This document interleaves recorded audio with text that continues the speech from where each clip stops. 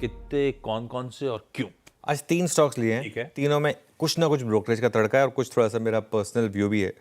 पहला है max financial. Max financial को मैं ग्रीन में ले रहा हूँ।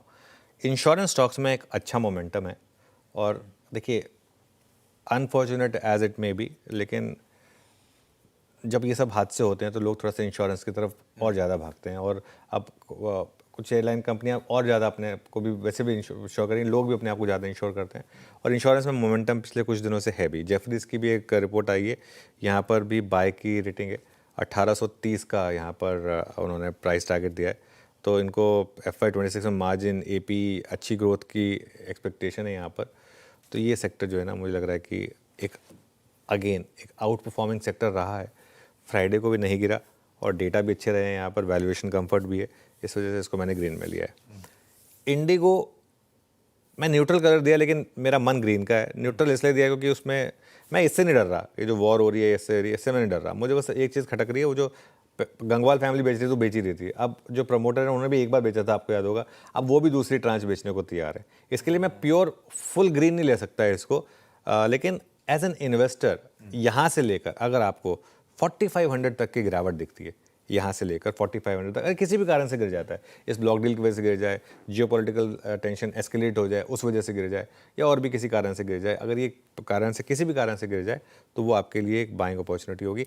इसका मार्केट शेयर इंडिया में बढ़ने ही वाला है और मतलब कम नहीं होने वाला है। और अगेन अनफॉर्चुनेट जो एक्सीडेंट हुआ उसके बाद थोड़ा सा लोग एयर इंडिया फ्लाई करने से डरेंगे, तो वो थोड़ा सा एक और फैक्टर यहाँ पर मुझे लग रहा है इनके फेवर में शायद काम करता हुआ दिखाई देगा।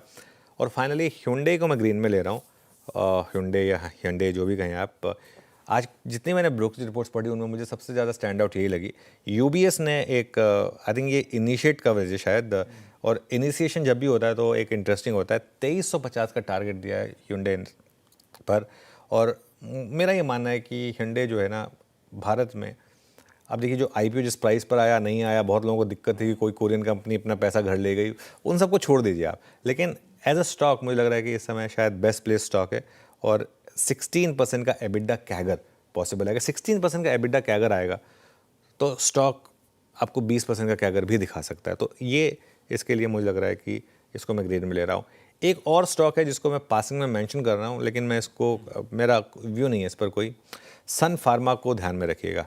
सन फार्मा में कुछ मैनेजमेंट चेंजेस हुए हैं और एक लॉन्ग सर्विंग इनसाइडर को ही उन्होंने एक टॉप पोस्ट पे डाला है। सांघवी साहब अब थोड़ा सा अपने आप को शायद डे टू डे ऑपरेशन से मूव आउट करना चाहते हैं, तो उनको उन्होंने कंपनी का MD बनाया है। लेकिन 2 दिक्कतें हैं यहाँ पर।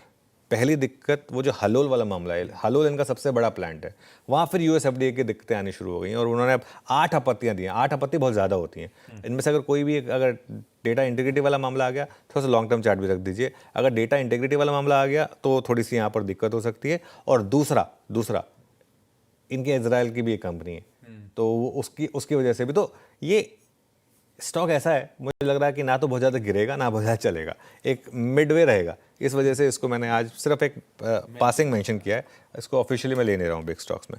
ठीक है, तो 3 बिग स्टॉक्स हैं अपने पास।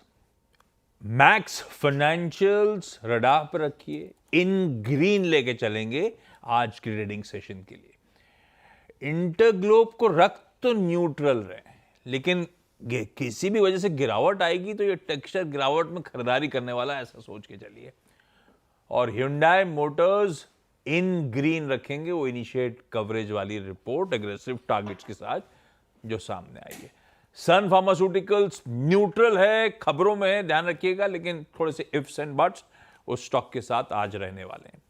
डिटेल में आगे बताते हैं US FDA की गाज क्यों गिरी और क्या गिरी। ये हो गया आज के सारे बिग स्टॉक्स।